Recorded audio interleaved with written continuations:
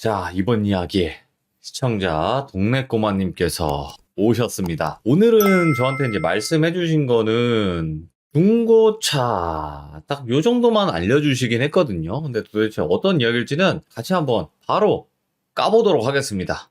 안녕하십니까. 안녕하십니까? 자, 저 동네 꼬마님 와주셔서 감사합니다. 감사합니다. 네.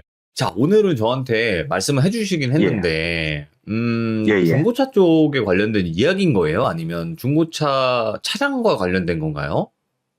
중고차를 우리가 많이 구매를 하게 되잖아요. 그렇죠. 그런 중고차 중에 이러한 차도 있을 수 있다. 오! 네, 그런 말씀 한번 드려보려고 해요. 그치. 중고차도 많이 구매를 하는 시대다 보니까, 네. 근데 이게 현실 공포랑 또 이어질 수가 있겠죠? 아마도. 네. 알겠습니다. 자, 믿고 듣는 동네 꼬마님 이야기 출발하도록 하겠습니다. 렛츠 고! 길이십니다. 렛츠 기릿!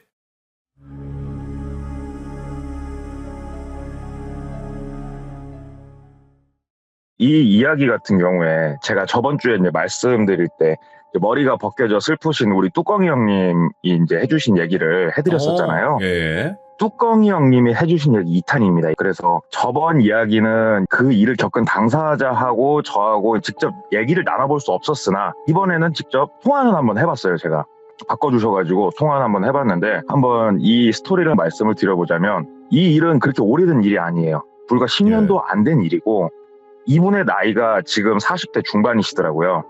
대략 10년 전이라고 가정을 해보면 30대 중반. 이때쯤 이분이 신차 영업을 한번 하셨었어요. 그래서 일반 다른 일을 좀 보다가 신차 넘어와서 일을 하는데 사무실에 있다 보면은 가끔 중고차 딜러분들이 오세요. 저희 매장으로. 왜 오시냐면은 영업을 하러 오세요.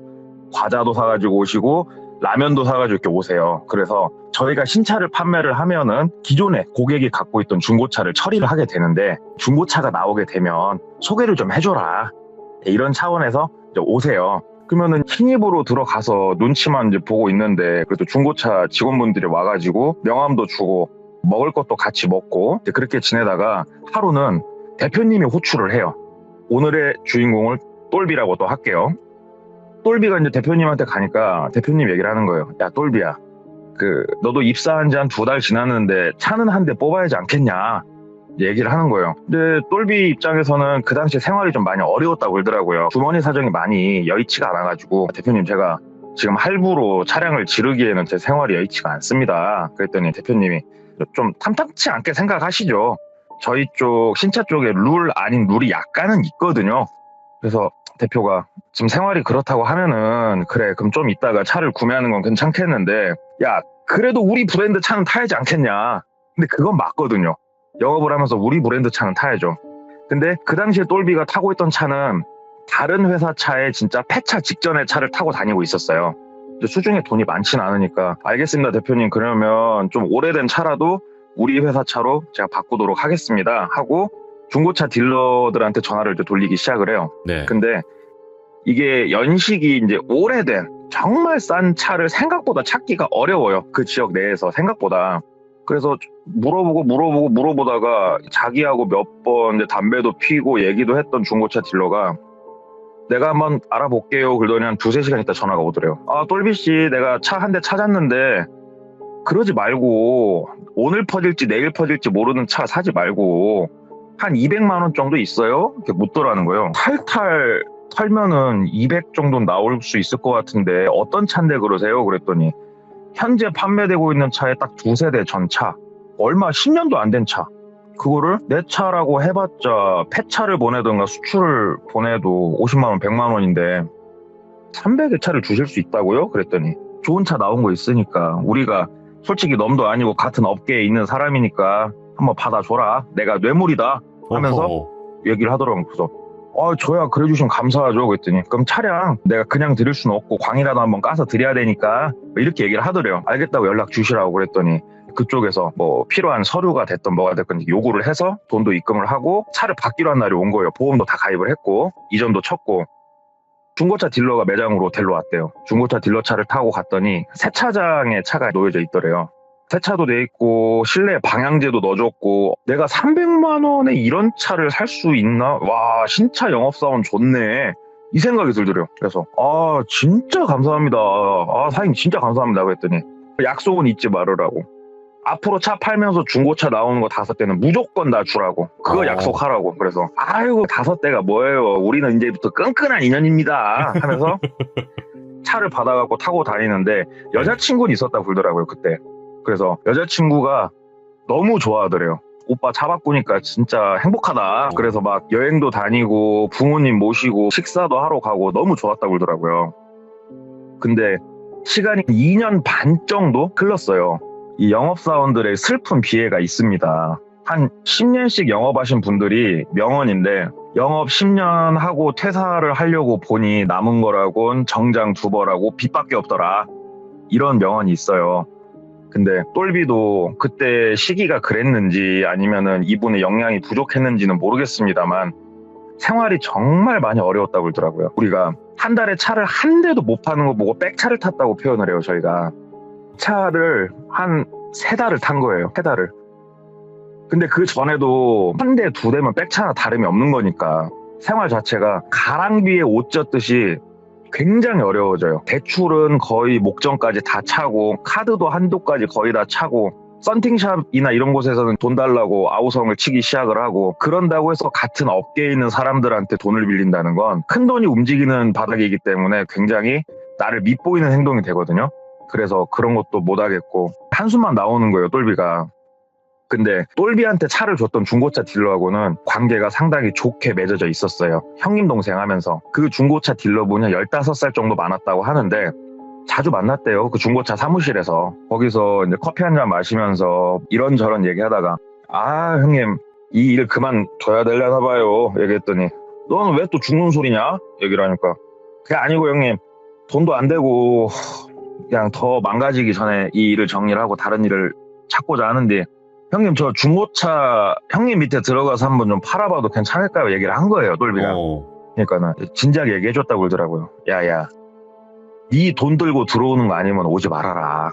그거 이자 찍다가 주차비 찍다가 상사비 찍다가 너 골로 간다. 그러지 말고 지금 네가 일자리가 필요한 거지 않냐. 고정적으로 좀 돈이 들어온 일자리가. 그래서 그렇다고 내가 한 군데 얘기가 들은 곳이 있긴 한데 내가 한번 물어보고 내일쯤 연락 줄 테니까 너 진짜 그만둘 거야? 못 들어요. 형님 저 마음이 서서 형님한테 중고차 판다고 얘기한 거라고.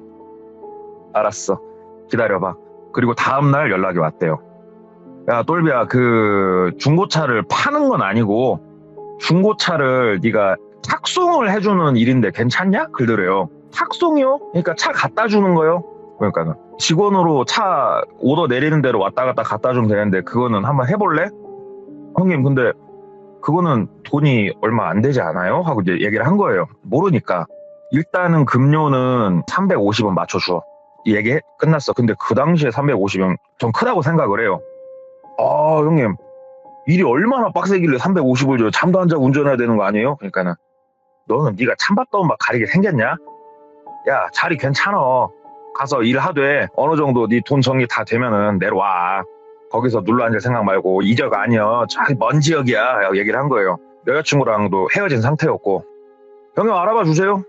어찌됐건 신차 쪽에서는 제가 더 이상 할 수 있는 게 없는 것 같으니까 알아봐 주십시오 해가지고 한 일주일 있다가 그쪽 지역으로 가게 된 거예요. 중고차 형님이 처음에 가야 될 주소 연락처를 이제 찍어줬다고 그러더라고요. 그쪽 지역을 가는데 차로 3시간 정도 상당히 멀리 갔다고 그러더라고요.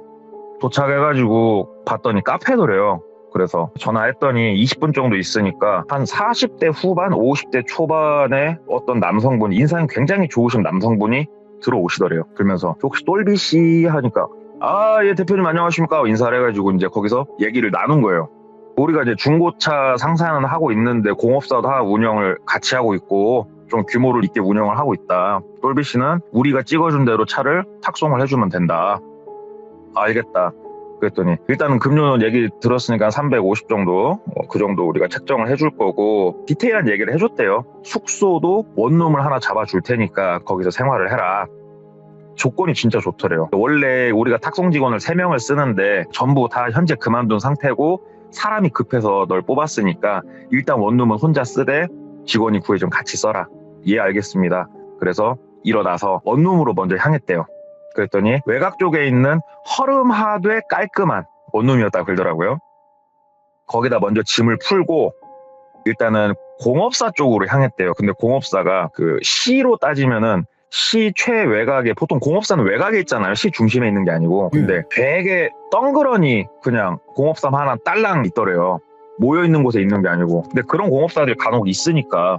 그리고 그 공업사 뒤편으로 작은 공터에 그 조립식 건물 하나가 딱 있고 거기가 탁송 사무실로 쓰고 있다고 그러더라고요. 우리 똘비 씨는 여기에 상주를 하면 되고 나는 중고차 상사, 그 다음에 여기 탁송 사무실, 뒤에 공업사를 왔다 갔다 하면서 업무를 볼 거니까 문자를 보내주면 똘비 씨가 차를 픽업을 해서 목적지로 갖다 주면 되는 거야 하면서 업무를 쭉 설명을 해줬대요. 알겠습니다 하면서 업무를 하는데 뭐 처음에 하루 이틀은 뭐 일이 없더래요.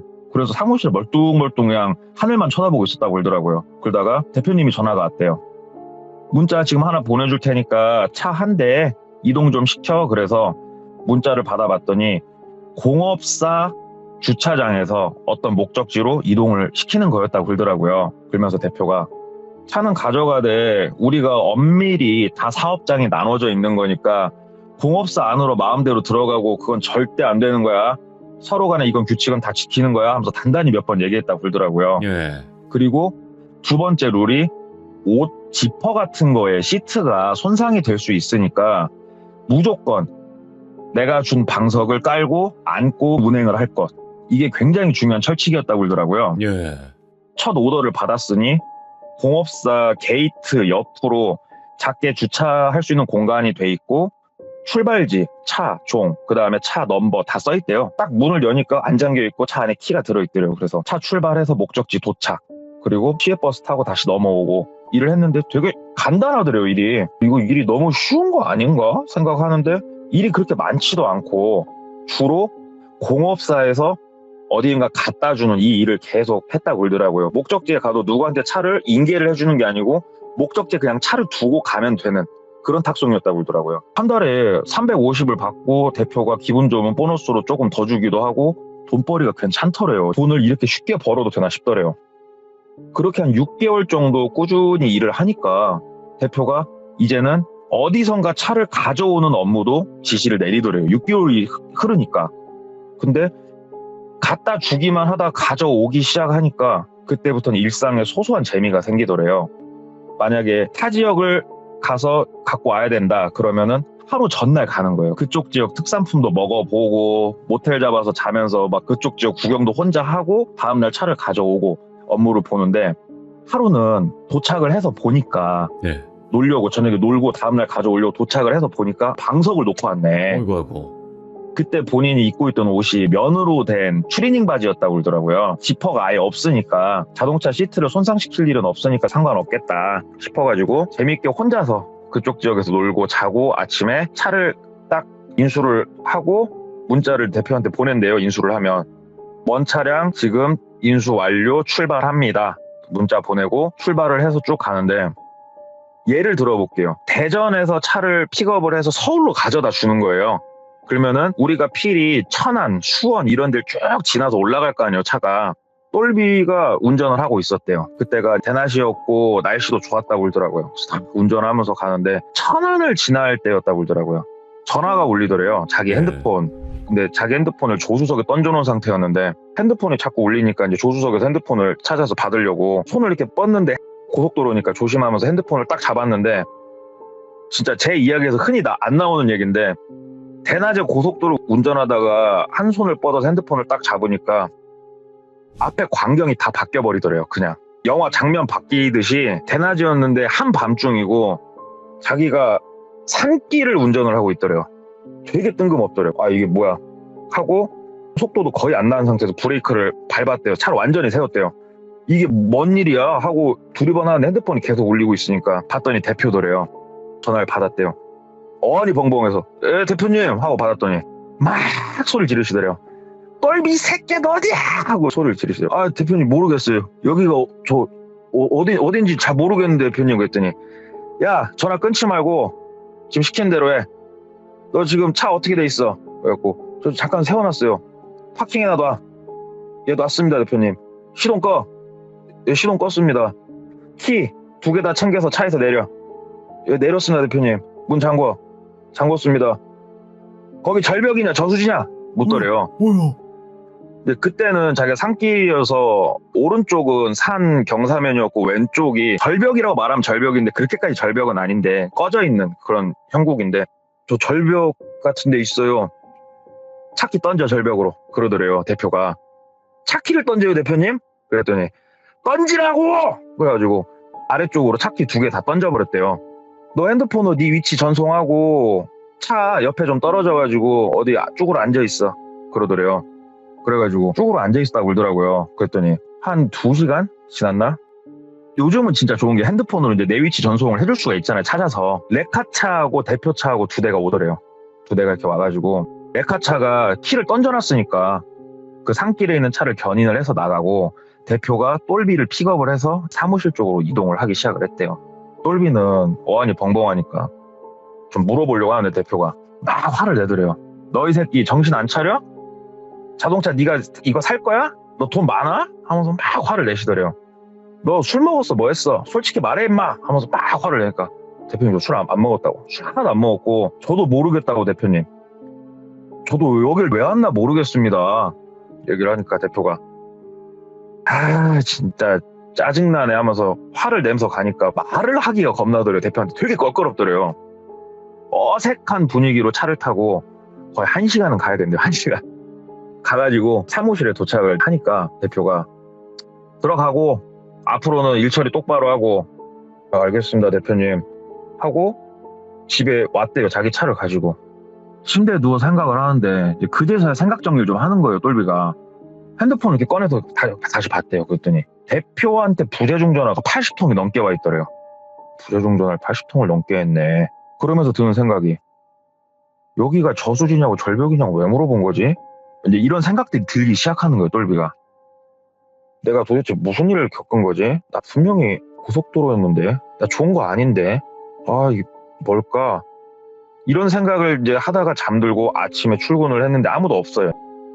진짜 썩어빠진 노트북 하나 줬다고 하는데 그 노트북으로 포털 사이트 들어가가지고 본인이 있는 사무실과 공업사 그쪽을 지도로 검색을 해봤대요. 네. 그랬더니 보통은 공업사면은 돌비 공업사 해서 이렇게 나오는데 아무것도 안 나오더라는 거예요. 그래서 참 그 미스테리하네 하면서 가만히 있는데 이제 오더도 안 들어오고 머릿속은 계속 뭔가 의문스러움과 공포스러움이 공존해서 밀려왔다 그러더라고요. 예. 그래서 공업사 쪽이나 한번 가볼까? 그래서 뚜벅뚜벅 걸어서 공업사 쪽으로 향했다고 그러더라고요. 그리고 공업사 게이트 앞에 서가지고 천천히 공업사를 이렇게 보는데 공업사가 이제 모르시는 귀족분들한테 설명을 드리자면 카센터보다 훨씬 규모가 큰 심하게 고장난 차들을 고칠 수 있는 곳이 공업사예요. 쉽게 말씀드리면. 그쵸. 그래서 공업사는 큰 차들이 드나들 수 있게 게이트가 돼 있고 그 안으로 고칠 수 있는 게 쫙 보이는데 거기는 구조가 특이하더라는 거예요. 게이트가 있고 게이트에서 오른쪽으로 대각선으로 들어가서 왼쪽으로 크게 돌아야 공장이 보이는 구조라서 바깥에서는 안 보인대요. 공장이. 바깥에서는 안 보여서 여기를 들어가 볼까 하는데 들어가면 직원들하고 마주칠 거고 그럼 누구냐고 물어보면 뒤에 사무실 직원이라고 하면 대표한테 얘기가 들어갈 거니까 그러지도 못하겠고 거기서 멀뚱멀뚱 쳐다보다 가자 하는데 공업사 게이트 위에 우리가 금줄이라고 그러죠. 예. 이렇게 뭔가 막는 용도로 쓰는 무속적인 금줄이 하나 쳐져 있는 건 봤다고 그러더라고요. 그런갑다 하고 다시 사무실로 돌아와가지고 이걸 대표한테 대놓고 뭘 좀 궁금한 걸 물어봐야 되는 여러 가지 생각을 하는데 점심시간이 되는 거예요. 점심밥을 항상 어디서 먹었냐면 사무실에서 차로 5분만 가면은 한밭집이라고 있어요. 쉽게 얘기하면 저렴한 한식 뷔페집. 혼자서 한밭집에서 밥을 먹었는데 한밭집에서 식사를 하다 보니까 여기가 사무실에서 5분 거리인데 한밭집 뒤로 마을이 하나 보이더라는 거예요. 그래서 밥 먹고 차 타고 마을로 들어가 봤대요. 마을 항상 들어가면 앞에 정자 같은 거 하나 있고 거기에 어르신들 나와서 시간 보내고 계시잖아요. 그래서 어르신들한테 아이고 사장님 안녕하시냐고 하면서 혹시 사장님 요 앞에 길 나가가지고 우회전해갖고 쭉 가면은 공업사 하나 있는 거 아시죠? 그랬더니 어르신들이 거기에 공업사가 있어? 하면서 이제 얘기를 하시더라는 거예요. 예. 근데 저기 5분 안 가요 사장님? 한 3, 4분 가면 공업사 하나 있잖아요. 그랬더니 우리 동네 근처에 공업사가 어딨어? 하면서 이제 말씀을 이렇게 주시더라는 거예요. 자네는 뭐 때문에 그런 걸 물어봐. 그래서 저 거기 뒤에 직원인데 우리 공업사에 차들이 들어오는 걸 많이 못 봐가지고 아시는 거 있나 이러면서 떠본 거예요. 근처 사람들을. 그랬더니 어르신들이 진짜 모르시더래요. 근데 그중에 조금 젊어 보이는 어르신이 일어나시더니 일로 오라고 손짓을 이렇게 하더래요. 그래서 갔더니 거기 직원이에요? 그러더라고요. 그래서 예. 그랬더니 나 얼마 전까지 이 동네 어디에서 공무원 생활하다 퇴임한 사람인데 뭐 때문에 그걸 물어보는 거예요? 그래서 저 직원인데 그냥 궁금해서 여쭤봤는데요. 그랬더니 그러시구나 하면서 자기 지갑을 열더니 10,000원짜리 3장, 1,000원짜리 몇 장 있는 걸 그냥 다 빼서 손에 쥐어주시더래요.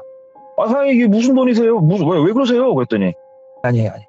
그런 거 생각하지 말고 받고 우리 동네는 항상 오는 외지인들한테 잘 대했으니까 좋은 기억만 가져가시고 거기 사장님이 무당인 건 아시지? 그러더래요. 그래서 저희 사장님이요? 아닌데요? 그냥 사업하시는 분인데요. 그랬더니 내가 잘못 알았나 보네. 아무튼 우리 동네는 자네하고 억한신장 없는 거야 하면서 돈을 줘서 보내더라는 거예요. 돈까지 받아서 오는데 기분이 진짜 더럽게 찝찝하더래요. 말을 해주던가 대표가 무당은 뭔 말이고 똘비도 한성격 있으니까 모르겠어. 대표 들어오냐 대놓고 물어봐. 그래서 또 돈은 돈대로 또 주머니에 챙겨놓고 대표가 오후 늦게 들어왔다고 그러더라고요. 그래서 대표는 본인 자리에 앉아서 뭔가를 꼼지락꼼지락 하고 있고 똘비가 앉아있는데 질문을 했대요. 저 대표님 하고 그러니까 대표가 대답하니까 대표님 혹시 무당도 겸직하고 계세요? 하고 이제 물어본 거예요. 대놓고. 그랬더니 대표가 일을 하다 말고 펜을 딱 놓더니 일어서서 가운데 있는 탁자로 이렇게 나오시더래요. 탁자에 앉더니 똘비 일로 앉아라. 그래서 앉았대요. 아까 물어본 거 다시 쭉 얘기해봐. 그래서 똘비 얘기했대요. 아니 한밭집 가서 밥 먹고 뒤에 정자 밑에서 저도 조금 쉬다 가려고 하는데 어르신들하고 얘기하다가 들었는데 그 대표님이 무당이다는 소리를 해서 솔직히 좀 궁금한 것도 있고 대표님 그날 저한테 저수지냐고 절벽이냐고 물어본 것도 그러시고 저한테 이렇게 부재중 전화 많이 하신 것도 그러고 이게 보통 사람은 아니신 것 같다고 얘기 듣고 보니까 그냥 궁금해서 한번 여쭤봐요. 그랬더니 대표가 되게 인자하게 웃으시더래요. 되게 인자하게 웃으시면서 똘비야 모르는 게 약일 수도 있어. 근데 알면은 더 힘든 일들도 있어. 이 얘기를 꼭 들을 거야? 라고 하소를 하는 거예요. 그래서 속 시원하게 말씀 주세요 대표님. 그랬더니 알았어 똘비야. 자, 이 얘기를 듣고 일을 못하겠으면 빠르게 나한테 얘기를 해줘. 내가 퇴직금이라도 더 챙겨줄게 하고 얘기를 하더라는 거예요. 얘기를 해주는데 이 대표가 무당이 맞대요. 자기가 주로 하고 있는 이 사업은 일반 중고차는 취급을 안 한답니다. 중고차에서 스스로 생을 마감하는 사건들이 있지 않습니까? 약을 드신다든가 불을 피운다든가 그런 차들, 그리고 대파사고 화물차에 끼어가지고 차가 완전히 사고가 크게 나가지고 운전자가 그 자리에서 잘못되는 이런 차량들을 폐차를 보낼 수도 있지만 공업사에서 사서 고쳐서 파는 경우도 있거든요. 그래서 이 대표님은 그거를 전문적으로 하는 사람이다. 똘비 네가 그동안 움직인 차들은 전부 다 사람이 잘못된 사건이 있는 차들이었다 라고 얘기를 해준 거예요. 공업사에서 나간 차들은 고쳐서 나간 차들이고 네가 타지에서 갖고 오는 차들 중에 깔끔했던 차들은 차에서 약을 먹었든 뭘 먹었든 그 안에서 사람이 잘못됐던 차다 얘기를 해줬는데 얘기를 듣고 보니까 되게 찜찜해지기 시작하잖아요. 사장님 그랬어요. 근데 그날은 왜 저한테 전화를 그렇게 주셨냐. 내가 직원들 한두 명 써본 건 아니고 이게 아무래도 그런 일이 있다 보니까 한 번씩 귀신이 장난을 좀 친다. 그래서 너한테 준 방석이 다른 게 아니고 그 안에 부적 같은 거 넣어놔가지고 비방을 좀 쳐놓은 건데 그거라도 해준 건데 마침 네가 놓고 간 걸 보고 내가 기분이 좀 쎄해서 전화를 했더니 네가 전화를 안 받아서 뭔 일이 생겼구나 싶어서 전화를 했던 거고 아니나 다를까 일이 생겼었고 이 얘기를 듣고도 네가 계속 일을 할 수 있다고 하면 내일 출근하고 아니겠으면 얘기를 해라. 그만둔 사람들 다 그래서 그만뒀다 얘기를 하니까 똘비가 미리 말씀을 주셨으면 저도 충격이 덜했을 건데 하니까 미리 말했으면 이 일 할 수 있었겠냐? 라고 얘기를 하더래요. 그래서 아니죠. 너 그동안 일하면서 무섭진 않았잖아. 그래서 모르는 게 약일 수도 있는 거야. 아무튼 가서 잘 생각해보고 내일 보자 하면서 이제 일어나서 나가시더래요. 그래서 똘비가 곰곰이 그날 진짜 밤 늦게까지 고민을 했대요. 근데 생각을 많이 해봤는데 그때 사건 말고는 큰 사건 자체가 뭐 헛게 보인다든가 이런 거 자체가 없었다고 그러더라고요. 네. 한 달에 350씩 보너스도 있고 숙소도 제공해주고 돈 모으기 이렇게 좋은 직장 없는데 그냥 더 하자 라는 결론을 내렸다고 그러더라고요. 그동안 해왔는데 문제가 하나도 없었으니까. 그래서 다음날 출근했더니 대표가 일찍 나와 있더라는 거예요. 그래서 인사를 했더니 계속 일하려고. 그래서 예 대표님 했더니 그래 한번 열심히 해보고 이게 나쁜 건 아니잖아. 우리가 아니까 찜찜할 뿐이지 나쁜 건 아니잖아. 그래서 예 그렇습니다 대표님 하고 그렇게 일을 몇 달을 이제 쭉 더 한 거예요. 처음에는 이 차를 가지고 이동을 하는데 괜히 등골이 서늘하고 뒤에 누가 타 있는 것 같고 변화별 생각이 다 드는데 몇 달 이렇게 쭉 하다 보니까 나중에는 감흥이 없어지더래요. 그래서 이제 괜찮다 하고 일을 하다가 사건이 터진 어느 날이 있는데 사무실에서 하루 종일 대기를 하는데 아무 연락이 없었대요. 그래서 5시에 보통 연락이 없으면 사무실에 퇴근을 하는데 노트북으로 인터넷 서핑을 좀 하다가 5시를 좀 넘어서까지 인터넷 서핑을 하고 있었대요. 근데 좋은 거예요, 이 똘비가. 그래서 머리를 책상에 파묻고 한참 자다가 눈을 떠보니까 저녁 7시 반이 넘어있는 시간이더라는 거예요. 근데 그때가 겨울이었다고 그러더라고요. 해는 이미 다 져있고 집에 가야겠다. 아유 가자 하는데 뚝뚝 소리가 들리는 거예요. 뒤쪽에서 화물차 후진할 때 나는 경고음. 그 소리가 들려가지고 이 시간에 공업사에 화물차가 들어왔나?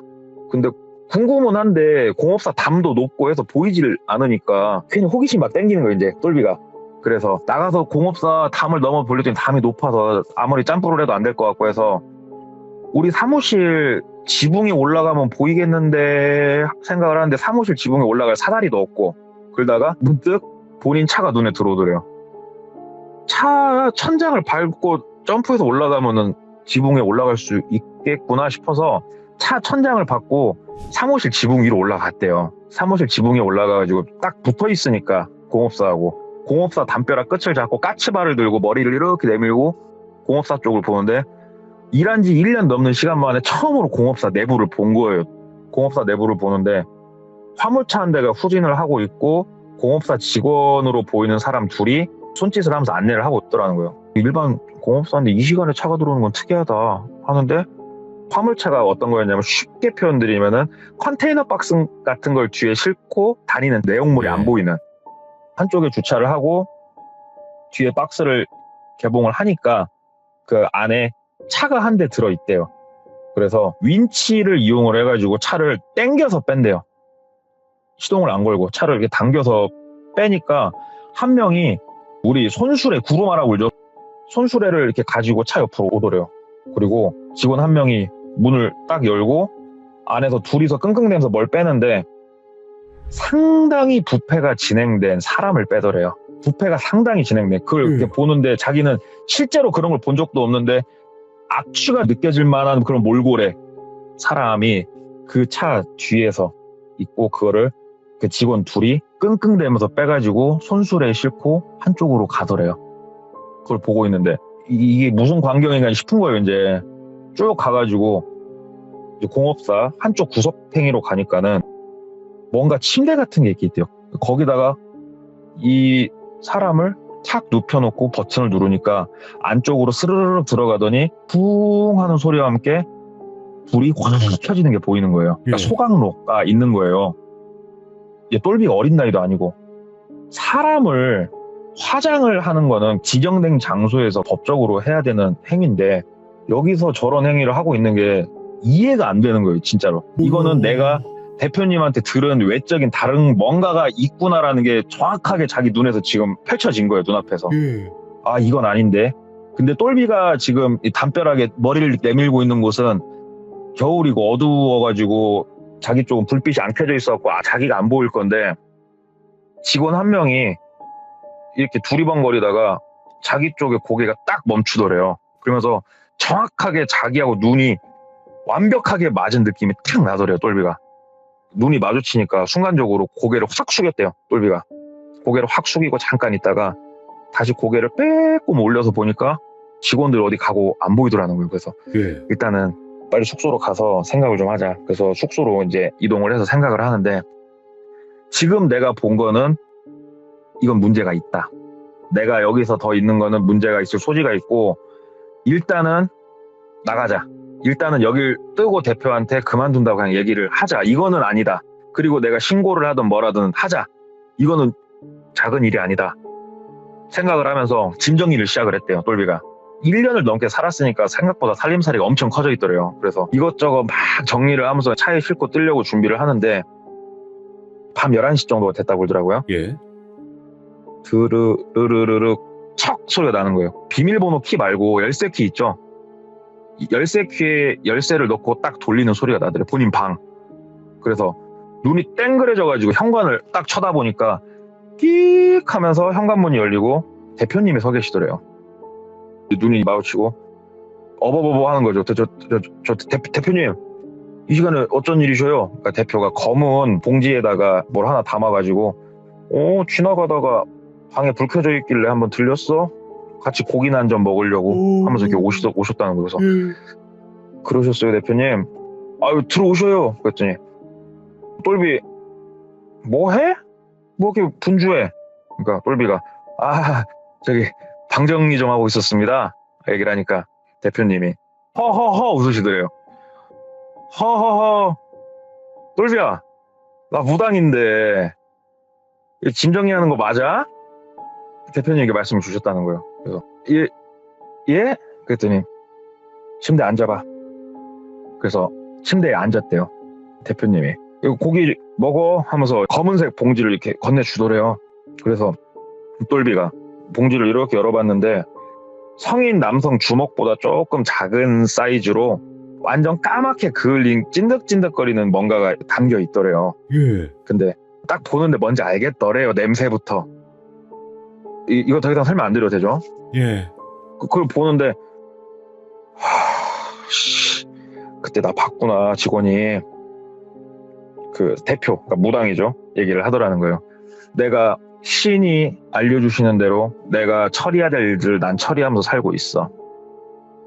네가 봐선 안 되는 것도 본 것 같고 여러 가지 생각을 할 수 있을 것 같은데 계속 일을 할 거면 하고 안 할 거면 상관없어. 다만 그만두고 어디 가가지고 네가 혀를 놀렸을 때 어떻게 될지에 대해서 내가 얘기를 해주고 싶어서 온 걸 뿐이야 하면서 안주머니에서 종이를 하나 빼시더래요. 근데 그 종이가 뭐였냐면 똘비가 입사를 할 때 제출한 등본을 빼시더래요. 그래서 등본을 같이 펼쳐서 봤대요. 그랬더니 아버지, 어머니, 똘비 이렇게 다 나와 있을 거 아니에요. 등본에. 똘비야 여기에 계신 분들 우리 똘비 포함해가지고 다 좋으신 분들이잖아. 근데 똘비 네가 잘못된 생각을 하게 되면 소강로 천장 보게 된다? 그거 아냐? 말씀을 이렇게 주셨다고 그러더라고요. 똘비 남은 건 네 선택이야. 나는 네가 뭘 해도 상관없어. 나는 안 다칠 자신이 있어. 근데 똘비 네가 알아서 판단을 잘해 라고 얘기를 하니까 똘비가 대표님 혹시 제 전임자들 이런 이유로 그만둔 건가요? 용기 내서 얘기를 했대요. 그랬더니 대다수는 자기 발로 그만뒀고 몇 명은 천장 좀 봤지? 라고 대답을 주셨다고 그러더라고요. 소강로 천장 좀 봤지? 예. 대표님 무슨 말씀인지 알았고 대표님이 걱정하신 그런 일은 없을 거고 저는 일단 퇴사를 하겠습니다. 얘기를 하니까 안주머니에서 다른 봉투를 하나 꺼내서 빼주시더래요. 700만 원이 담겨있는 봉투를 꺼내주셨대요. 이번 달 일한 거랑 퇴직금이랑 내 마음이랑 담아서 넣어놨어. 똘비야 나는 너한테 금전적으로든 인간적으로든 너한테 난 실수한 거 없어. 그지? 이제부터는 똘비 네 차례야. 명확하게 하자. 말씀 주시자. 돈까지 다 받고. 그래서 일단 알겠습니다 하고 대표가 안 먹을 거면 그 고기 나 줘라 그러시더라는 거예요. 그래서 다시 봉지를 드렸더니 딱 봉지를 낚아채시더니 아무튼 잘 지내고 하면서 그냥 나가시더래요. 대표가 나간 걸 보고 진짜 다리가 후들거려서 잠시 일어나지도 못했다고 그러더라고요. 그래서 처음에는 온갖 짐을 다 챙겨서 어떻게든 많이 챙겨서 가려고 했는데 진짜로 자기가 꼭 챙겨야겠다 싶은 거 몇 개만 챙겨서 그대로 차에 싣고 고향으로 내려와 버린 거예요. 고향으로 내려와서 생각을 해보니까 자기 처음에 소개시켜준 형님 있잖아요. 예. 생각이 나서 다음날 형님한테 그냥 갔대요. 상사로. 네, 형님이 여전히 계시니까. 형님 얘기 좀 하자고. 연마 온다면 전화 나오고 오지? 하면서 반갑게 맞아주신 거예요.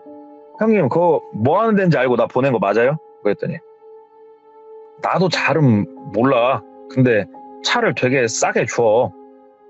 나도 뭔지는 진짜 잘 몰라. 그래서 형님 그거 안 좋은 사건 일어난 차들만 전문적으로 거래하는 거 알고 계셨어요? 그랬더니 내가 느낌은 그래 살짝 있긴 했는데 솔직히 얘기 안 해주니까 우린 몰라. 우리가 그거 확인해보고 차 매입하는 거 아니잖아. 아 싸게 우리 상사 쪽으로 차 던져주니까 나는 매입할 수밖에 없는 거고.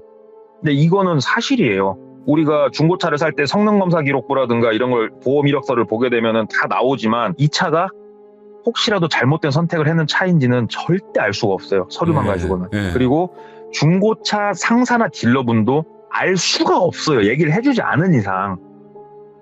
그래서 이런저런 얘기하고 자기가 대표한테 들은 얘기들을 이제 총체적으로 종합을 해보니 잘못된 선택을 한 차를 가져와서 흔적이 남아있는 거를 지우고 그 다음에 대파 사고가 나서 안에서 바로 사람이 잘못된 차량일 경우에 고쳐서 팔고 그리고 세 번째로 그 소각로를 이용하는 방법 있지 않습니까?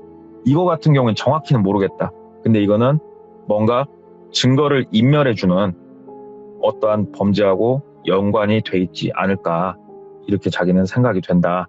그래서 중고차 그쪽 일을 한번 겪고 나서 이 똘비 이분은 아예 자동차 업계를 떠버렸어요. 아예 떠서 지금은 이 지역도 벗어나서 다른 지역에서 다른 일을 잘하고 계신다고 들었고 중고차라는 게 요즘 이제 많이들 신차가 안 나오다 보니까 중고차를 구매를 하시는데 그럴 일은 거의 너무너무 희박하지만 진짜 사연이 많은 차를 티가 아예 안 난다 그러더라고요.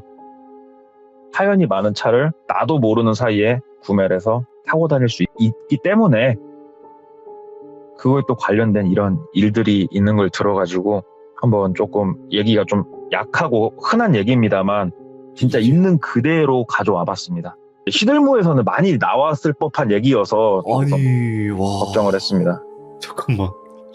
자, 일단은 이번 이야기를 들으면서 그러면 네. 그 똘비 분은 이 얘기를 전달을 한 건데 괜찮으신 거겠죠? 지금 시청자분들도 걱정을 많이 하셔가지고. 이 이야기의 큰 맥락은 전혀 벗어난 게 없고 진짜 티 안 나는 곳에 이야기 흐름에 전혀 지장을 주지 않는 여러 가지는 제가 좀 바꾼 내용들이 있습니다. 그 대표가 잡혔어야 되는데. 아니요. 그런 소식은 아예 듣지도 못했다고 그러더라고요. 네. 이게 사람이 진짜 무섭잖아요. 네. 그 대표가 뭐하고 사는지 궁금하지도 않다고 알아보지도 않았대요. 들려온 얘기도 없고 자기 알아보지도 않았고 10년쯤 지나니까 얘기는 처음에 뚜껑 형님한테 이 이야기는 은연중에 술자리에서 한번 해주긴 했다고 그러더라고요. 괴담 정도로 치부할 수 있으니까. 그래서 저도 그냥 괴담 정도로 뚜껑 형한테 들었는데 뚜껑 형님이 그 자리에서 전화를 하는데 이 일을 겪으신 분인 거예요. 이런 거를 전문적으로 공업사에서 하는 건 알고 있었어요. 저도 사망사고가 난 차량을 고쳐서 판다는 건 저도 알고 있었는데 그 외적으로 저런 일까지 가능하구나 이런 것들을 좀 들은 계기여가지고 근데 이번 그랬어요. 이야기를 듣고 나서 중고차가 잘못된 건 아니에요. 모든 중고차가 그런 건 전혀 아니니까. 아니죠. 근데 그런 경우도 있다라고 따져버리게 되면 예를 들어 중고 옷이 있는데 그게 죽은 사람이 입었던 건지 어떻게 알아? 예를 들어서 우리가 집을 구했는데 거기서 사람이 죽었을지 어떻게 알아? 다 똑같은 거거든요. 그럼요. 예. 그럼요. 예. 오늘 동네꼬마님께서 진짜 연기는 맞죠? 본인이 행한 일들을 얘기하는 건 아닐 거 아니에요. 그죠? 진짜로 연기가 진짜 내가 그 사람이 된 것마냥 모라일체를 딱 해가지고 그러니까 이야기가 더 재밌었던 것 같아요. 너무 감사드립니다. 고맙습니다. 감사합니다. 네, 고맙습니다. 이야, 오늘 동네꼬마님께서 정말 또 소름 끼치고 이분 얘기를 들으면 중간중간 막 무섭잖아요. 심장 쫄리니까. 심장이 쫄리니까 너무 무서운 거예요. 우리 규정님들도 다 같은 마음이었을 거라 생각을 합니다. 시청해주신 모든 분들 감사드립니다. 고맙습니다.